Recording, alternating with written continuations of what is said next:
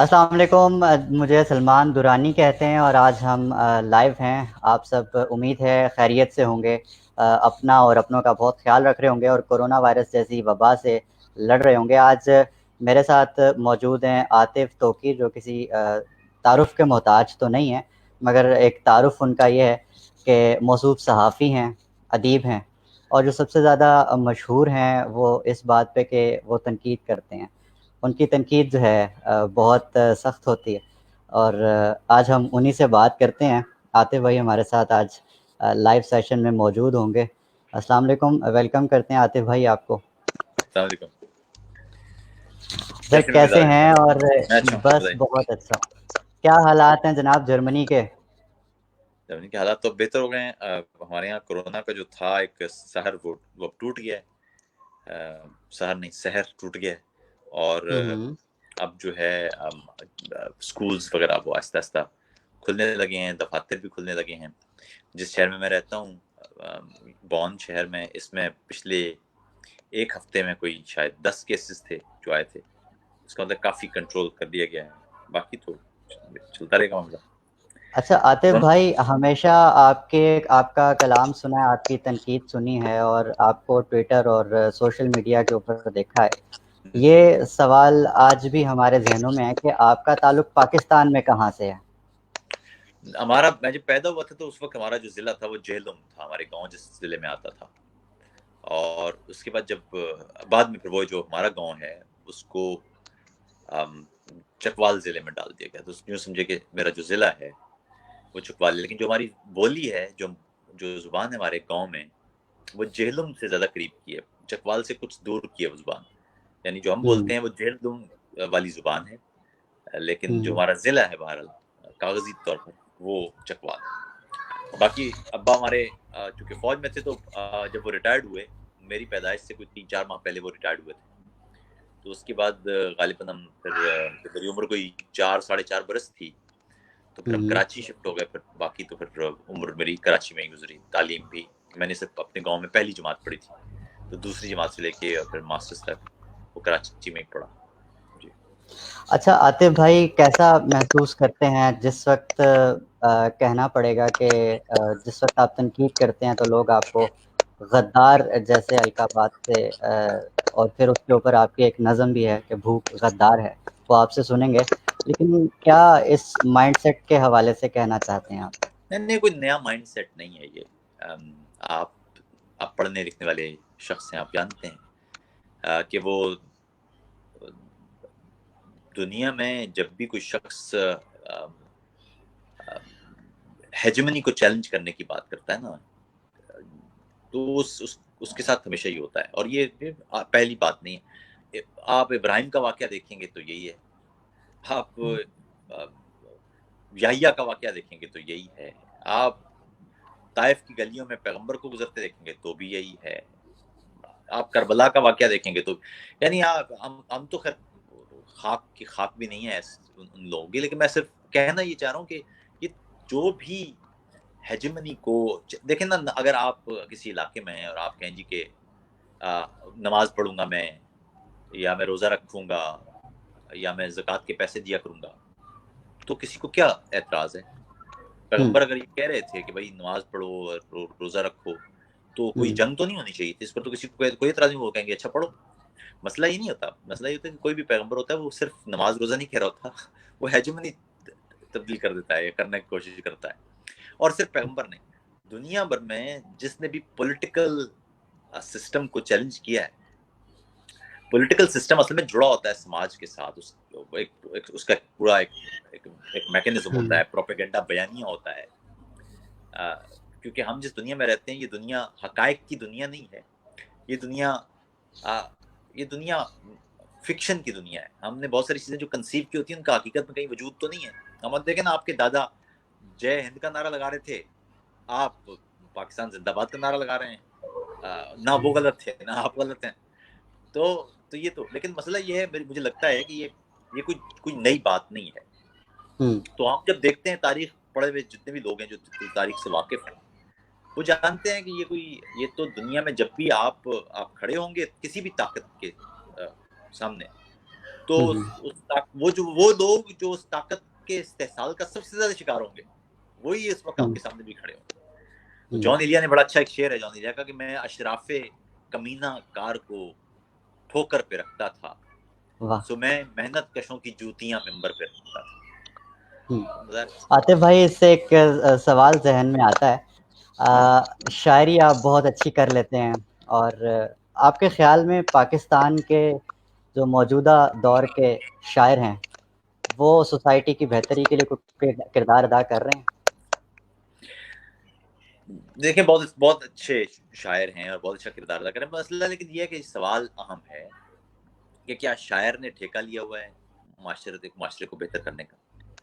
شاعر کا کام تو ادب تخلیق کرنا ہے نا, شاعر کا کام تو زبان کا کام ہے. لیکن اس پر ظاہر ہے اس پر دو مختلف آرا رہی ہیں اردو ادب میں, بلکہ دنیا بھر کے ادب میں, کہ کیا لکھنے والوں کو مجھے لگتا ہے کہ دنیا بھر میں جو تاریخ ہے نا, ایک تو تاریخ ہے جو آپ کو مل جاتی ہے, اور مزے کی بات ہے جو تاریخ آپ کو مل بھی جاتی ہے یہ بھی 200-300 سال پہلے سے ہی, یعنی اس تاریخ کی تاریخ بھی 200-300 سال یہ ہے. اس سے پہلے کی جو تاریخ ہے وہ سائنٹیفک یا فیکچوئل نہیں ہوتی اس وقت نہ, اور اس بیچ میں ظاہر لینگویج کی بھی خیر ایک دم لمبی ڈیبیٹ ہو جائے گی. میں صرف کہنا یہ چاہ رہا ہوں کہ اس کا تو جو ریلائبلٹی ہوگی تاریخ پر, اس پر بڑے کوشچن ہیں. یعنی میں جس طرح میں نے ابھی کہا نا, دیکھیں نا 200-300 سال سے تو آپ نے سیکھا ہے نا سائنٹیفکلی کہ تاریخ لکھنے کے لیے کیا کیا معیارات ہوں گے, فیکٹس ہوں گے. اب تو تصاویر بھی ہیں آپ کے پاس اور یہ پورا میکینزم ہے, پہلے تو ایسا نہیں تھا. تو یہ تو خیر عاطف بھائی, نوجوان نسل کس کنفیوژن کا شکار ہے آج کے دور کی؟ دیکھیں نوجوان نسل کا بنیادی معاملہ یہ ہے کہ پاکستان میں پچھلے کوئی 30 برس میں 14 کروڑ بچے پیدا ہوئے ہیں. اس کا مطلب ہے کہ پاکستان کی آبادی کا قریب کوئی 60-65% ان بچوں پر مبنی ہے جو ابھی 30 برس کے نہیں ہوئے ہیں, اور ان کی جو مجموعی تعداد ہے وہ لگ بھگ کوئی 60-65% کے قریب ہے. یہ وہ بچے ہیں جنہوں نے ضیاء کا مارشاء اللہ نہیں دیکھا, یہ وہ بچے ہیں جنہوں نے 90 کی دہائی میں ISI کے لوگوں کے وہ بریف کیس نہیں دیکھے جس سے IGI بنائی جا رہی تھی. یہ وہ بچے ہیں جنہوں نے سکوت ڈھاکہ نہیں دیکھا, یہ وہ بچے ہیں جنہوں نے بھٹو کا دور نہیں دیکھا, یہ وہ بچے ہیں جنہوں نے یحییٰ خان اور ایوب خان کو نہیں دیکھا, فاطمہ جناح کو نہیں دیکھا, تقسیم جو ہندوستان ہے وہ نہیں دیکھی, تقسیم پاکستان ان کو پتہ ہی نہیں ہے. اور دوسرا, ان بچوں کے پاس جو معلومات آنا ہے وہ نصابی کتب سے آنا ہے, نصابی کتب کی حالت آپ کے سامنے ہے. تو مجھے نہیں لگتا کہ بچوں سے یا نوجوانوں سے آپ کو کوئی زیادہ شکایت ہونا چاہیے.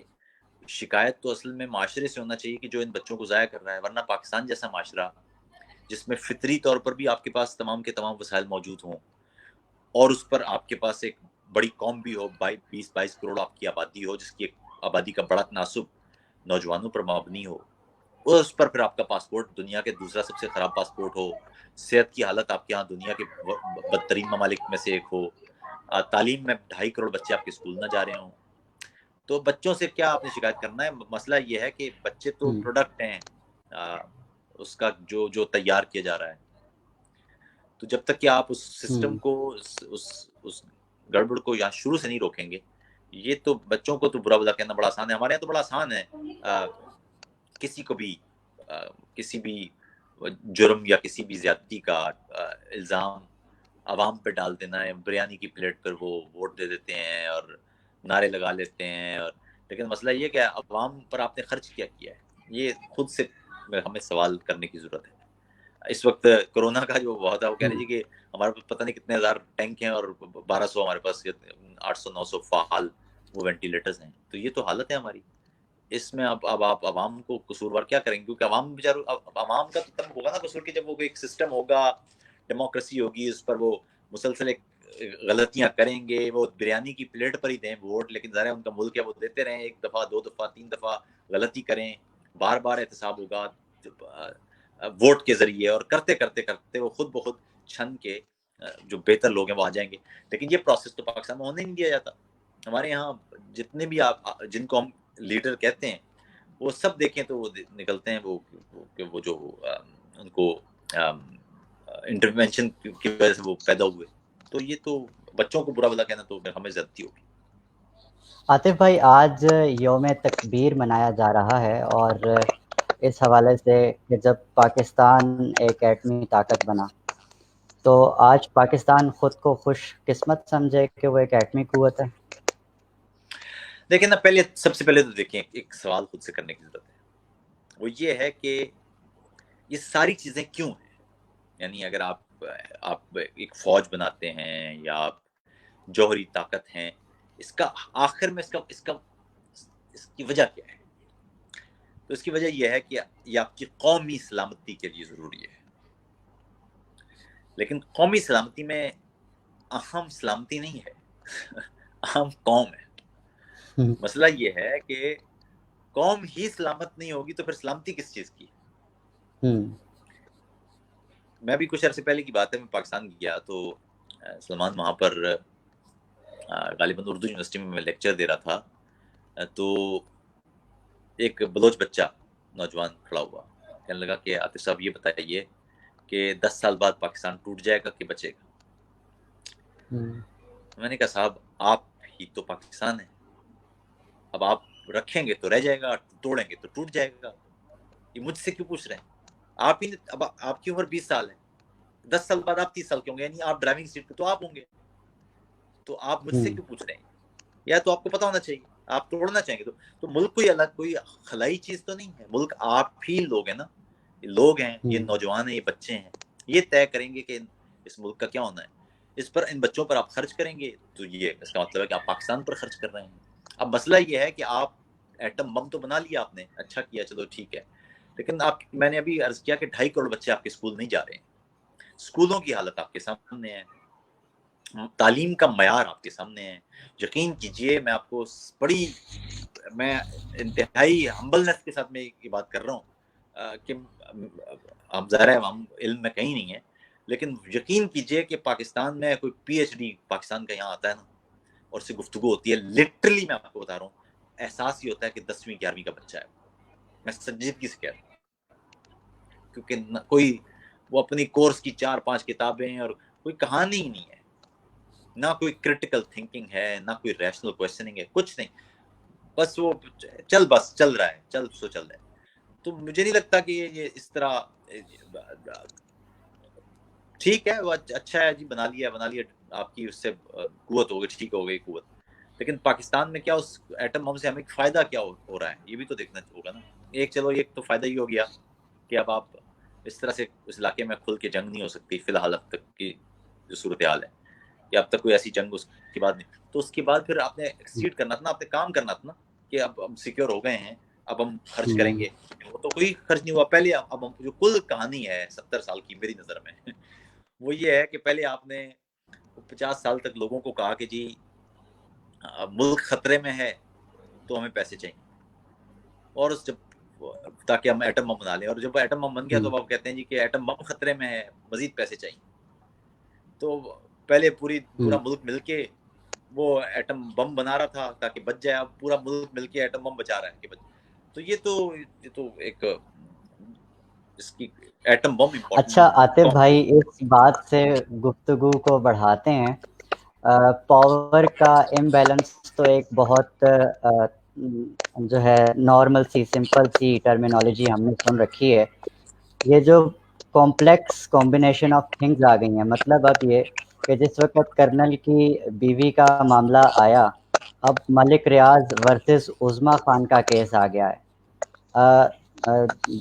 بالکل ہم کہہ سکتے ہیں کہ ملک ریاض ایک تگڑی پارٹی ہے، لیکن عظما خان کو بھی کہا جا رہا ہے کہ یہ ایلیٹ سے ہیں. تو اس پاور آف امبیلنس کے بارے میں آپ کیا رائے رکھتے ہیں؟ دیکھیں، جنگل کا جو معاشرہ ہوتا ہے نا سلمان، اس میں قانون کی طاقت نہیں ہوتی، طاقت کا قانون ہوتا ہے. اہم بات یہ ہے کہ اس معاشرے میں مجھے تو لگتا ہے کہ جو اس طرح کے ٹرینڈ بنائے جاتے ہیں اس کی بھی پلاننگ ہوتی ہے پہلے سے. بہت سارے اہم اچھا. معاملات ہوتے ہیں ان پر قوم موجود ہی نہیں ہوتی اس کو. لیکن ایسی ویڈیوز میں ابھی آپ یوٹیوب پہ جا کے سرچ کر لیں, کتنے چھاپے مارے ہوئے ہیں شادی شدہ خواتین نے اپنے میاں پر, اور اس سے زیادہ بری حالت میں پکڑا ہوا ہے.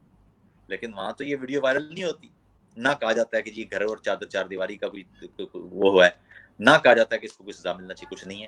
وہ تو پڑی ہوئی ہیں ویڈیوز, اور ایسی تو روز ہوتی ہیں. ریسٹورانٹس کی بھی ویڈیوز پڑی ہیں, گلیوں سڑکوں محلوں پارکوں کی پڑی ہیں. 85 ویڈیوز ہمارے ٹی وی کیمروں والوں نے جا کے ان پارکس کی بنائی ہیں جہاں پر لڑکے لڑکے بچے بیچارے بیٹھے ہوئے گفتگو کر رہے تھے. وہ تو کوئی کسی نے نہیں کہا کہ چار دیواری کا تحفظ اور پر پرائیویسی خراب ہو گئی, کچھ نہیں. ہمارے یہاں فیک چیزیں ہیں یار, یہ سب کے فیک چیزیں ہیں. مسئلہ یہ کہ امپورٹنٹ ایشوز کیا ہیں. اچھا چلو اس پہ بات کر لیتے ہیں نا, شادی شدہ. یہ شادی شدہ والا معاملہ یہ ہو کیوں رہا ہے, کیوں ہو رہا ہے؟ آدمی شادی شدہ ہیں اور ان کے معاملات ہیں, تو کیوں ہے؟ انسان کی نیچر کیا ہے, سوسائٹی کا سٹرکچر کیا ہے, کہاں گڑبڑیں ہو رہی ہیں, کیوں ہو رہی ہیں. آپ کے یہاں شادی, کامیاب شادی کس کو کہتے ہیں, ناکام شادی کس کو کہتے ہیں, سماجی دباؤ کیا ہوتا ہے, پسند کی شادی, 85 چیزیں ان پر گفتگو ہونا چاہیے نا, معاشرتی ڈیبیٹ ہونا چاہیے. لیکن وہ تو ڈیبیٹس تو نہیں ہے ہمارے یہاں, تو ٹرینڈ ہیں کہ یہ جیسے معاملہ یہی ہے. یعنی ہمارے یہاں کہا جاتا ہے جیسے یہ ایک ہی معاملہ ہوا ہے, کوئی اچھوتا معاملہ ہو گیا ہے, اس کی سزا مل جائے. کرنل کی بیوی, اب آپ دیکھیں نا, کرنل کی بیوی سے اچھا ہو جائے, اچھی بات ہے جی, سزا ہو جائے. اور یہ عظما خان والے کیس میں بھی سزا ہو جائے. لیکن کیا یہ ایک ہی کیس ہے آپ کا تو کیس یہ ہے سر کہ آپ کے محلے میں ایک لڑکا جو آپ کے ساتھ اٹھتا بیٹھتا ہے, ہوٹل پہ جا کے چائے اکٹھی پیتے ہیں آپ لوگ, کھانا اکٹھے کھاتے ہیں, وہ امتحان دے گا, بیوروکریٹ بن جائے گا, وہ آپ سے بات کرنا بند کر دے گا. اس کا محلے والوں کے ساتھ, غریب لوگوں کے ساتھ رویہ تبدیل ہو جائے گا. تو یہ کیا بتا رہا ہے؟ بات یہ نا کہ آپ سے جتنا ہو رہا ہے آپ اتنا ظلم کر رہے ہیں, تو جس سے جتنا ہو رہا ہے وہ اتنا ظلم کرے گا. اب بکری اٹھ کے یا بھیڑ اٹھ کے جنگل میں وہی شیر کہنا شروع کر دے کہ جی شیر زیادہ ظلم کرتا ہے, جبکہ خود وہ چھوڑتی وہ بھی نہ ہو. تو یہ جب تک سٹرکچر معاشرے کا ایسا ہے, اس معاشرے میں جو ایک باس ہے وہ اپنے امپلائی کا استحصال کرتا ہے, وہ امپلائی گھر آتا ہے اپنی بیگم کا استحصال کرتا ہے, وہ بیگم بچے کو چپیڑے مارتی ہے. وہ ایک سٹرکچر ایسا بن گیا کہ جس کے پاس طاقت ہے وہ ٹھیک ہے. یعنی آپ کے ہاں یہ بتایا جاتا ہوگا کہ آپ کے والد ٹھیک ہیں, یہ چیز کیوں ٹھیک ہے, کیوں ٹھیک ہے بھائی؟ تکریم اپنی جگہ, عزت اپنی جگہ, پیار اپنی جگہ, لیکن بھائی ہم تو گفتگو کر رہے ہیں, اس گفتگو میں وہ کیسے ٹھیک ہیں؟ اس کی وجہ کیا ہے بھائی؟ کوئی کیا ان کے پاس دلیل اچھی ہے؟ نہیں, کیونکہ وہ بڑے ہیں, وہ بڑے ہیں. تو آپ کے یہاں تو یہ نارمل بات ہے کہ بڑوں سے بدتمیزی نہیں کرتے یا بڑوں سے بحث نہیں کرتے, کیونکہ بڑے تو ٹھیک ہیں, یعنی بڑے ٹھیک ہیں. تو یہ ایک سٹرکچر ہے, یہ سٹرکچر اتنی آسانی سے ٹھیک نہیں ہوگا. یورپ کا جو معاشرہ آج کا ہے اس کے پیچھے طویل ایک اسٹرگل ہے.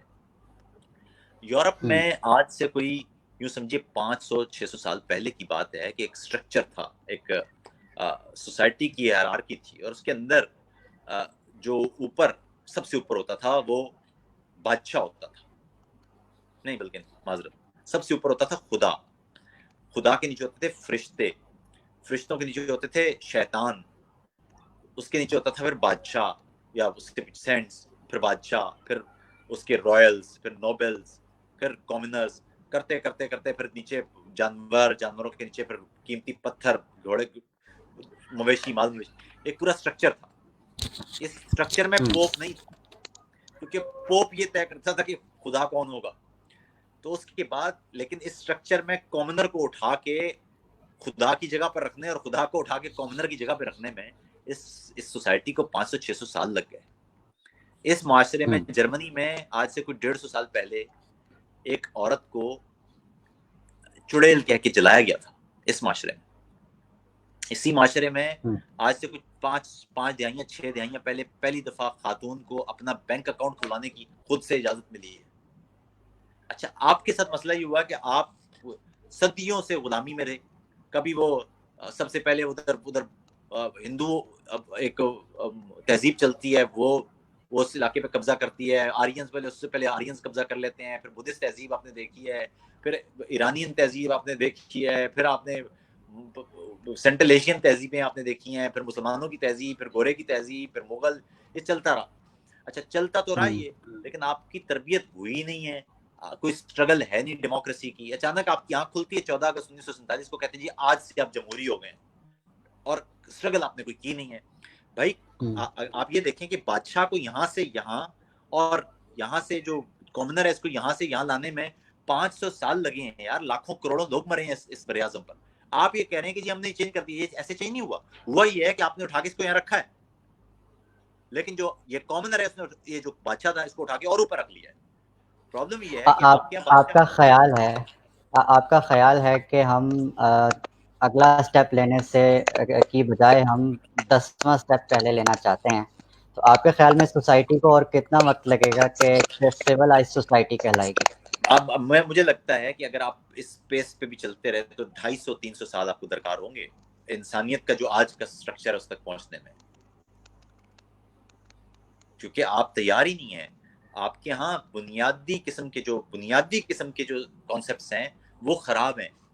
यानी उस दिन परसों तरसों की बात तक वो जो आपके सलमान हैदर और वकास गुराया के साथ गुफ्तगू हो रही थी, मसला ये कि बेसिक कॉन्सेप्ट ही ठीक नहीं है आप लोगों के, और वो जो बेसिक कॉन्सेप्ट अगर पढ़े लिखे लोगों के ठीक नहीं है तो फिर तो नुकसान है, क्योंकि फिर तो मालूम ही नहीं होगा ना कि आप किस असूल पे खड़े हैं। जाती लड़ाई है तो चलो ठीक है, लेकिन आप हमारे व्यूअर्स जो हैं, हैदर अब्बास साहब, माजरत में आपको काट रहा हूँ, हमारे जो व्यूअर्स हैं वो ये जानने में भी जो हैं वो इंटरेस्टेड हैं कि वो आपको फॉलो कर रहे थे, आपकी और सलमान हैदर की गुफ्तगू सारी ट्विटर पे जो चल रही थी, तो वो कहीं कोई नतीजा निकला उसका?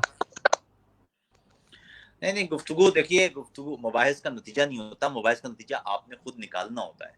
देखिए बात ये है, मुझे तो बस उसका नतीजा मुझे लगा वो ये कि गुफ्तगू खत्म होने के बाद मैंने वो पैगाम पढ़ा तो लिखा हुआ था कि वो मैंने तो सलमान हैदर साहब को बयान था कि मैं तो इसलिए गुफ्तगू में आया कि आतिफ साहब ने गालिबन गुराया को कुछ कहा था तो मैं तो गुस्से में था, और नीचे लिखा हुआ था कि मैं तो बहस करता इसलिए हूँ कि मैं लोगों को जानबूझ के इश्तियाल दिलाऊं और उनके अल्फाज पकड़ूं, और ताकि उनको मैं चित कर सकूं, क्योंकि मुझे तो गुफ्तगू का फन आता है। तो ठीक है, खैर ये तो, लेकिन अहम बात ये है कि जो पढ़ने वाले हैं उनको देखने की जरूरत है। बात ये है, बहुत छोटी सी बात है, वो ये है कि जो फौजी होते हैं, फौजियों का मसला ये होता है कि कुछ मामलात में तो जुर्म वाज़ेह होता है, लेकिन कुछ मामलात में जुर्म वाज़ेह नहीं होता। जब किसी फौजी को ये कहा जाता है, ऑर्डर मिलता है कि जी फलां घर में दहशतगर्द है, इसको गोली मारनी है, वो वहां से थाने जाके फाइल नहीं चेक कर सकता। सिंपल, उसने जाके गोली ही मारनी है, क्योंकि उसकी तरबियत ये हुई है कि दुश्मन है, उस दुश्मन को हमने गोली मारनी है। वो कैसे चेक करेगा, उसके पास तो कोई मैकेनिज्म नहीं है, उसने तो अपने तो ऐसे मामलात में, जब जाहिर है अगर रेप का मामला है, ये चोरी या डकैती का मामला है, लूट मार का मामला है, वो तो वाजे है कि जी ये तो ठीक बात नहीं, किसी प्रोफेशनल सोल्जर को नहीं करना चाहिए।